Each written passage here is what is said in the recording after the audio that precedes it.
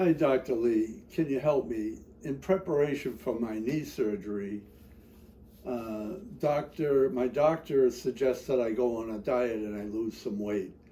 So for 4 months, I've been on a keto diet, monitoring the carbs and the sugar that my intake.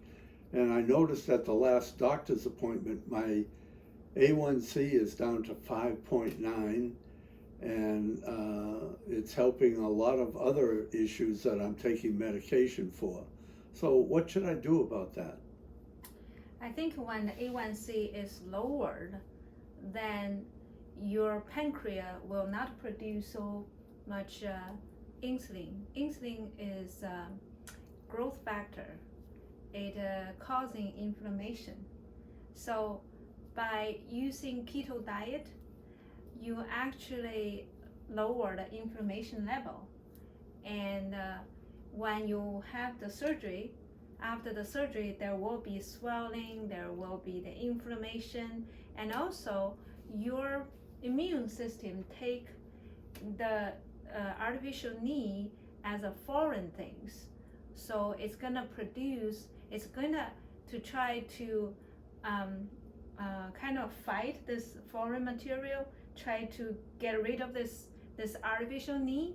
So if the inflammation is at the right level, then you eventually clear up all the swelling, the dead tissue, and your body get used to it.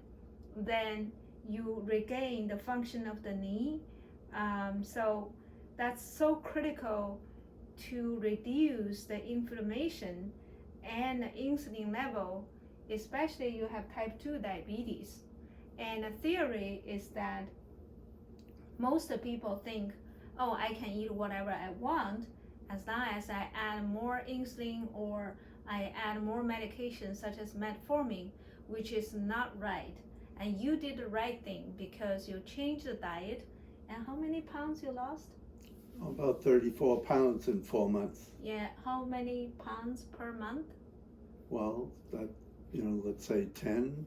10 divided yeah. by 4, so Yeah. 2 pounds each week. So that's the good pace.